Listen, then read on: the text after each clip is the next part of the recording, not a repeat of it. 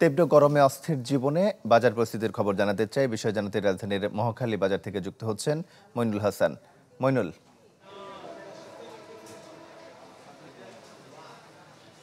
তমাল, আপনি জানেন যে দীর্ঘদিন ধরেই কিন্তু এই নিত্যপণ্যের বাজারে ক্রেতা সাধারণের জন্য কোনো স্বস্তির খবর নেই। এক একদিন এক একটি পণ্যের ঊর্ধ্বগতি এবং পুরো রমজান জুড়েই সেই অস্থিরতা বিরাজ ছিল নিত্যপণ্যের বাজারে।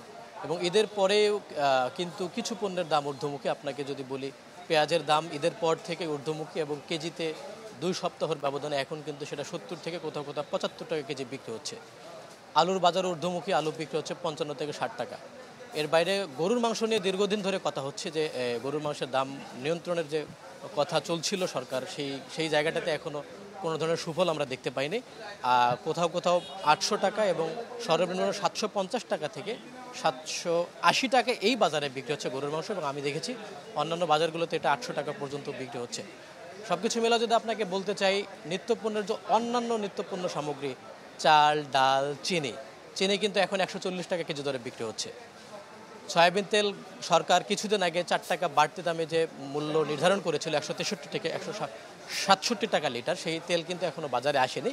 কিন্তু 5 লিটারের যে তেল 800 টাকা মূল্যের, সেটা 818 টাকা নির্ধারণ করা হয়েছে। সেই তেলটা কিন্তু এখন বাজারে এসেছে এবং সেটা 818 টাকা দরেই বিক্রি হচ্ছে। ডাল, মুগ ডাল, যেটা অত্যাধিক পরিমাণে কিন্তু মুগ ডালের দাম বেড়েছে। যে মুগ ডাল রমজানের আগে 150-60 টাকা ছিল, রমজানের পরবর্তী এবং রমজান সময়টাতে সেটা 170 টাকা পর্যন্ত বিক্রি হয়েছে।